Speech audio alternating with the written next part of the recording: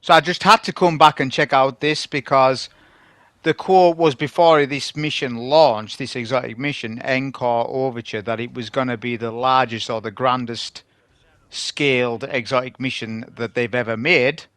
So that's going to make a player like me come and check it out, despite me not playing Destiny 2 at all for a good number of weeks now, a good solid number of weeks.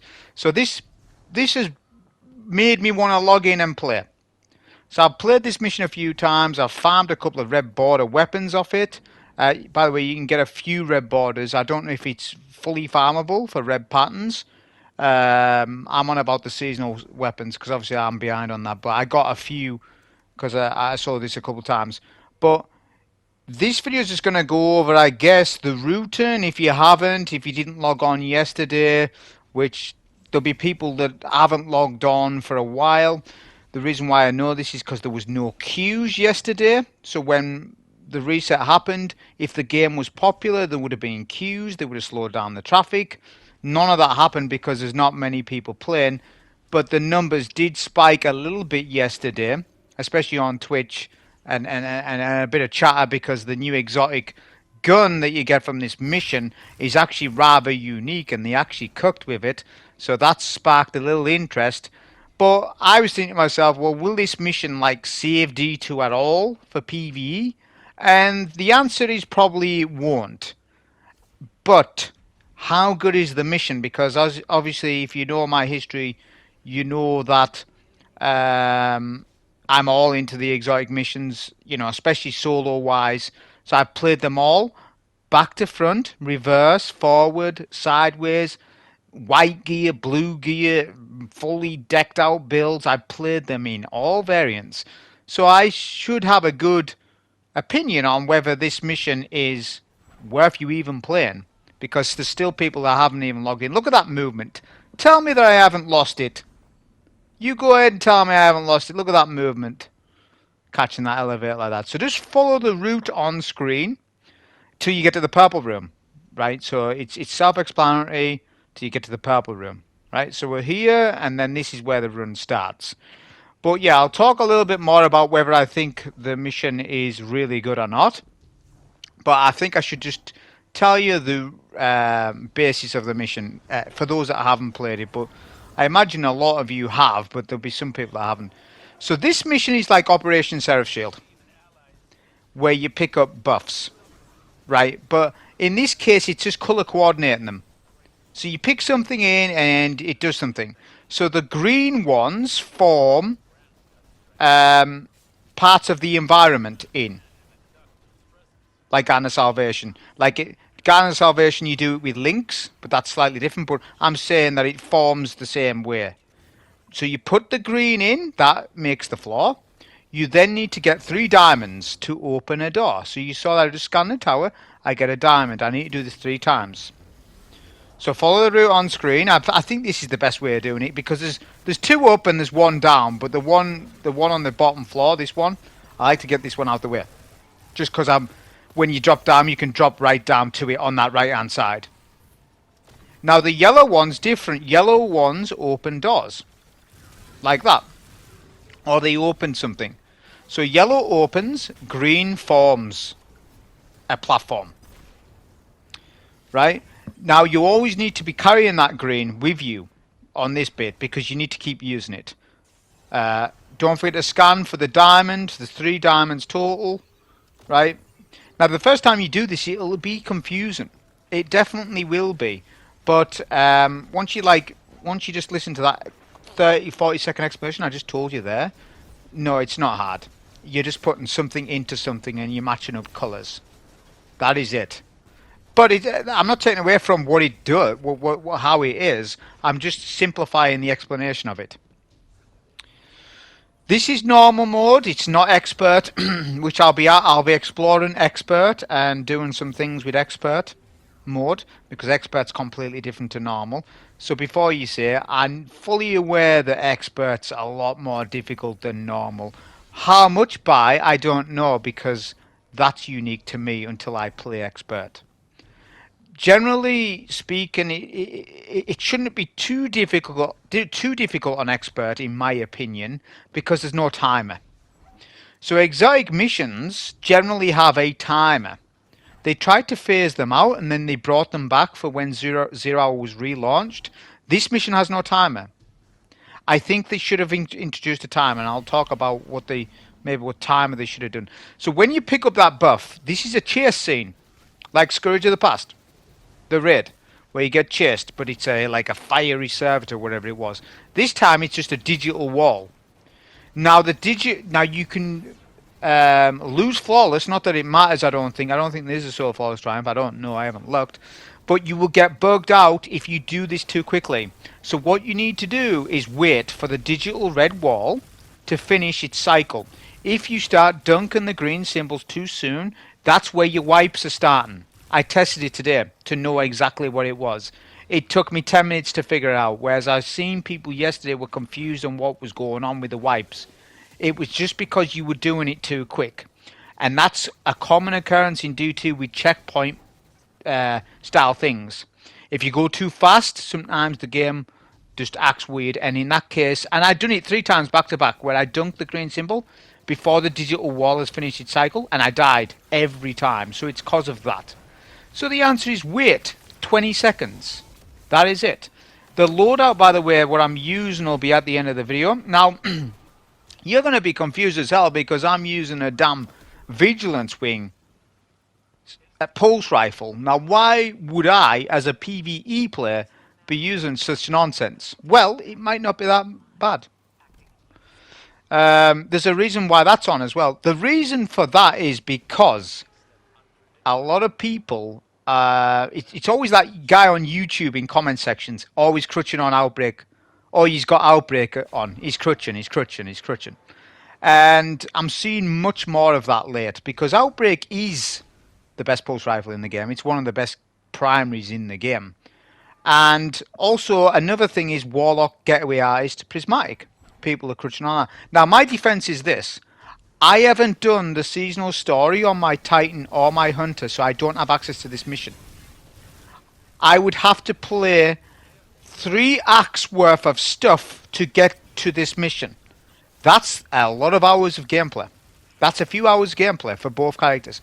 So that's why I'm on Warlock. I'm sorry about that, but that's why I'm on Warlock. Is the only character I've played on for the seasonal story since Act 1, 2, 3 is being Warlock. That is it. So I have no Titan and Hunter gameplay for this mission because of that. Because the exotic mission should not have been linked to seasonal story stuff. The node should just start. Glad complained about this yesterday. I watched his stream. And I noticed he went back onto Star Wars Outlaws. I was like, why has he went off that? I didn't realise, but he couldn't get the gun. So he wasn't interested because he hasn't done the seasonal story stuff. Which it pissed him off. And it pissed me off because the exact same thing happened to me. I was like, oh, I didn't get the gun. So I just logged off last night. I couldn't be bothered. I was like, oh, I've got all this stuff to do. I've got the seasonal story stuff to do, which some of it's alright and some of it's awful. So that's what happened. I ended up today finishing all the seasonal stuff on my Warlock, right, which was a few hours gameplay worth. But, like I say, it's not account-wide. This seasonal story playthroughs should be account-wide. So that when you unlock it on one, you unlock it on all. You shouldn't have to play the seasonal story 3 times. That's just evil. They're doing it on badness. I know what they're doing. Look at this. All vigilance wing damage. All vigilance wing damage. Look at this. I haven't got Axel. Look away, children. I haven't got Axel on. That's just all vigilance wing, that. Secret. It's a secret meta. You've missed this one. So the blue is the new colour. Follow the route on screen. So you just, well, wait till I pick it up. You need to pick up the blue. So blues do portals. So blues portals, yellow opens walls, which you're not going to see yellow again anyways, and green does the platform. But your goal is to get another blue in that portal room. Yeah? So we'll get the other blue, but we'll leave that blue in that portal so we have a way of getting back, and we need to open the back portal. That is it. By the way, this video is not covering all the secrets, although I know some of them. But it isn't going through each secret chest and stuff. which you need to do that. You need to do some of that and do a run on expert to get the catalyst, I believe, and then you pick it up from Banshee or something for the exotic auto rifle. Okay, so we put the green in to launch the platform. We then went back for another blue to open this final portal, and then that's that done. From now, this is your first set of bosses.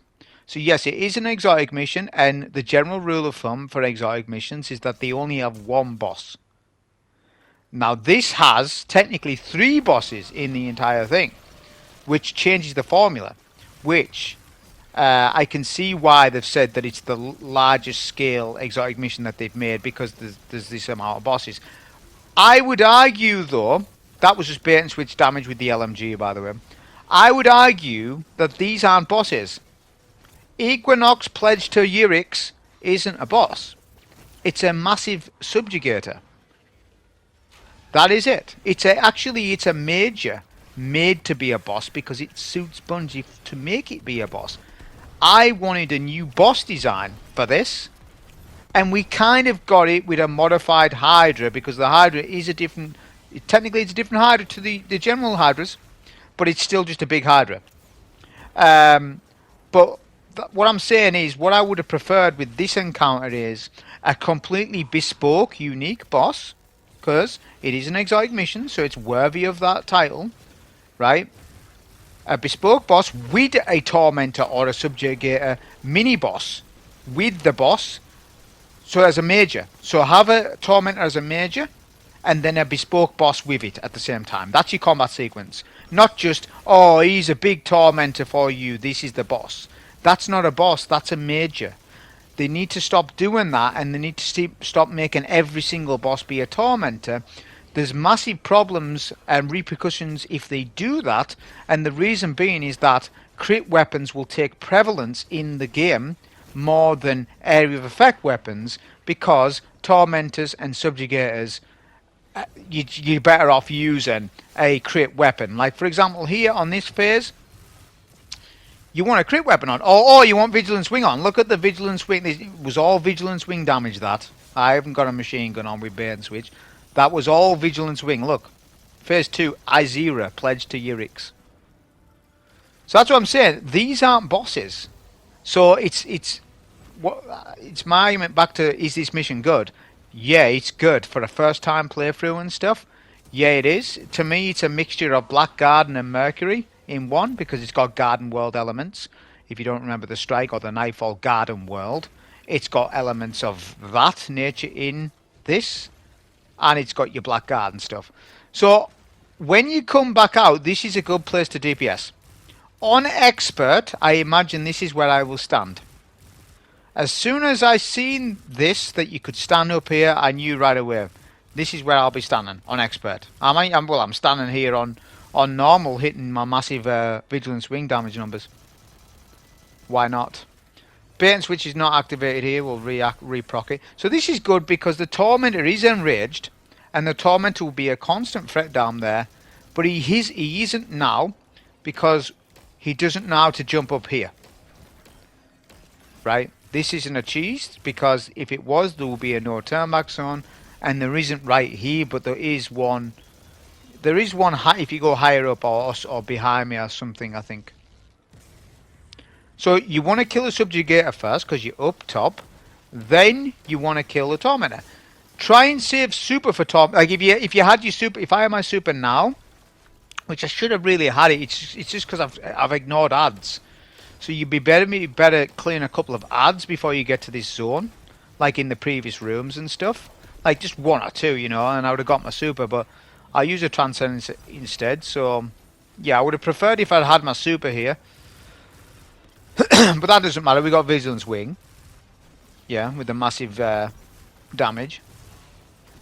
So yeah, that's that encounter done. Now, when I was playing this yesterday, because I didn't know, I hadn't watched the stream past this, whether this was the end. But I was thinking to myself, if this is the end of the mission, it's a bad mission. It's a really poor mission. Even though the traversal is really good, it's got Whisper vibes with the elevators and the cliffs and the sort of design of the environment. a little bit where you're walking on the edges and stuff.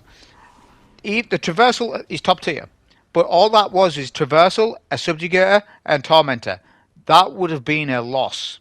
But because they added this back section with a boss with its like an entirely new boss, well, not new, but you know what I mean, then it's give the mission bonus points. So therefore, the mission's a bit better than what it could have been worse, is what I'm saying to you, because the formula of an exotic mission is to have adds traversal, then a boss, then you're done, like Whisper and 0 Hour. Yeah, even Operation Seraph Shield technically had multiple bosses, but it didn't feel that way. There was like a Hive Knight, then there was a Fallen guy, but the Hive Knight was nothing. It was, it wasn't really anything, was it? So yeah, I don't think because there's no timer. By the way, you can farm mats here. I don't need mats. What I need is just a YouTube vid. I don't care about these mats. No, I generally do collect the mats, but on this round, just run past. So you can run past all this stuff. All right. So if you're just looking to get your solo clear, you can do that. You can just run past, and that's it. So yeah, because there's no added pressure, there will be on expert, because I know there's some awkward zones when you're with the tormentor alone, and there's some awkward zones where you're with the Hydra and at the Minotaur spawn, and there'll be overloads, etc. So there are some awkward moments that will occur on expert. I don't think it's any like grandmaster level difficulty wise though, mind. It's maybe makes it a bit more difficult, but not that much, especially with the builds that we have. But yeah, there's no time pressure. I think they could have added a 40-minute timer for expert as well, which that would make it tight, because this mission is long overall. So I think like a 40-minute timer. I think if they went lower than that, like 30. Like for expert is what I'm talking about, then the runs would be really tight. You would then need to use a meta subclass to get it done solo wise, which is never a good thing. So I think just a standard 40-minute timer for expert, and for normal, it could have just been 40 as well, because normal's your gateway difficulty for the mission, and then your experts where you actually do the mission properly on a harder difficulty. I think that would have, with me, it would have felt better. Even though, like I say, the mission's grand, it's good, and not only that, the exotic that you get from the mission is really good, and it's a unique gun, which I won't talk about that too much in this video, but I'll be having a look at what it's doing this season, because we've got Overlord Auto Rifle, etc., and it's, like I say, a new archetype. It's a pseudo primary that can also DPS. So it's interesting. So for the final boss, obviously put a banner in. They don't cost, if you didn't know that. And then we're going to get a turret nade down right here in this bubble, and then we're just going to melt Vigilance Wing. Yeah, that's the exact strat. If you have Outbreak on, you'll fail, so make sure it's Vigilance Wing that you've equipped. And the goal here, like I said, the green forms platforms. There is no yellow, there is blue. But you need to basically take down the Minotaur Major. Yeah, he spawns the first green in, and how you do this is you start with middle. So you're looking to tamper, kind of similar to Europa, how you tamper those little fallen devices and then you get enemies. You tamper the scannable in mid, and then it's left or right RNG. So this is actually, they had a really good idea with this. They should have made this grander than what it was. So more platforms, more islands, and also include yellow as the mechanic. So green, yellow, and blue. So they had the good idea of like forming these platforms and then doing this. What I would have liked to have seen them do is form platforms whilst DPSing, and that you would have to DPS whilst getting chased by the Hydra. That would have been a good idea. This is a good idea what they've done. They just needed to go more into it. the idea of form and platforms was always that resonated with me well in Garden of Salvation, the form and the platforms when you do the chain link. I always thought it was a good idea. It's like, oh, they're doing that. But imagine form and platforms in some way to then have to manage a boss and some mages or overlords. Where you're not really doing that with this. I mean, right now, yeah, I have to cap this zone. Yeah, I have to do that. Then I'd kill the remaining goblins. So kill them. Don't have them up during DPS. That will be absolutely true for expert because you haven't got much hiding places. There is one behind that portal, but then you would have a sniper on, which in this run I didn't have a sniper on. I just relied on bait and switch, pro memoria, and the solar sidearm, the rocket sidearm. So we'll pop down a turret, we'll get a healing rift down for DPS, and we're just going to pop bait and switch. This is a lazy way of DPSing, but it does the trick. You're locked into 2 phase in this. You cannot solo 1 phase. Let me know if somebody has solo 1 phased it, but I don't think they have. But I have not searched it either. So we do bait and switch, LMG, then super. That's why we're using this one. Just because you get so much resistance, you get radiant, etc. We could have went Nova Bomb. Nova Bomb might have behaved actually better for this. But it didn't matter either way, really, did it? We've got Transcendence to pop. Now, that's why I didn't pop Transcendence on DPS. Which I could have done for the extra damage that it gives and stuff. But it's not that much, so it doesn't matter. And we are only on normal, and it's a solo 2 phase anyways. So you may as well save Transcendence for the Minotaurs, because they are actually quite tanky, and they have Void Shields. And Prismatic Warlock is a Void Nade. It's a Void and Stasis Nade. So it's good to pop Transcendence right after DPS, because you might be weak. You might not be weak. But it's a good time just to pop it, and then get rid of these Minotaurs quickly, because they keep porting. They port like an Overload, where they keep actually kind of worse. They're actually kind of worse than an Overload at times. So, kill them all, you're going to get 2 greens and a blue on the floor. What you want to do is pop the blue in the portal. That's a way of getting back, because now you can see there's a digital wall up. Now, when I first done this, I thought the digital wall was going to actually come on this platform, and you're going to have to dodge it, and all that sort of stuff, but it stops. Like, that's what I'm on about, like, when we first played it. But obviously it stops. But that just means you need to use the portals. That's all that wall's there for. But what I will say is if you touch the wall at all, you die. I tested that. You will instantly die and lose flawless. I don't even think there is a triumph for this. If there is, I don't know. I'm not bothered either way. But this was flawless. But not that it matters, but it is normal. But if you don't do flawless, then someone will call you out on that stuff. Especially if it's a YouTube vid. So you got to make sure it's flawless, whether it's easy or hard. Missions like this, you've got to make sure that they're flawless. You need to have a good excuse for it not to be flawless if it's a video going on YouTube for PvE. Everyone should follow that rule. If anyone's uploading runs with deaths and stuff, and they could have done better, then it's not a good look. Never is a good look. In PvE, you need to be on point. This isn't like you're not messing around. There need to be flawless runs always, whether it's an easy run or a hard run. Always needs to be flawless unless you die to a bug. Unless you die because you shouldn't. I've followed that rule that I've said to you for a long time. And a lot of my stuff's been flawless. Not everything. I have uploaded things that haven't been flawless in the past.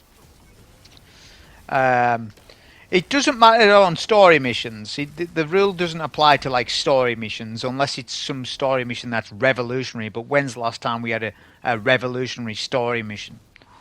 Maybe Witch Queen campaign on hard mode. That was the last time, which was amazing, 2022.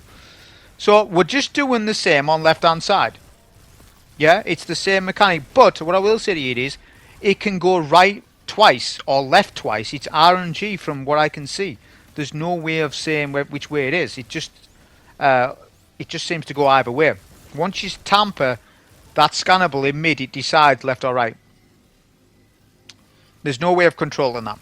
Not from what I can see. There's no obvious way of it.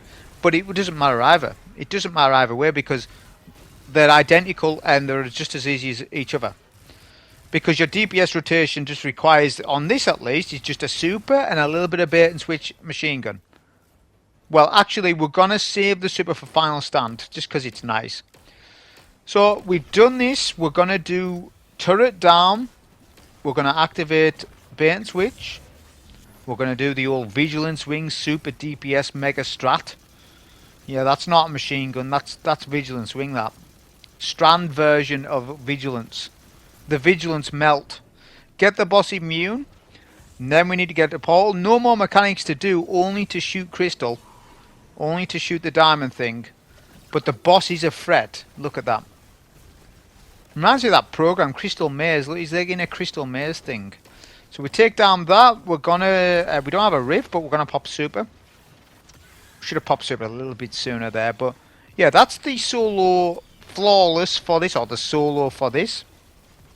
I think the missions are good. 7.5 out of 10. It loses points because they're using tormentors and subjugators as bosses, and I didn't like that too much, but overall the mission was good. Hope you enjoy. Thank you.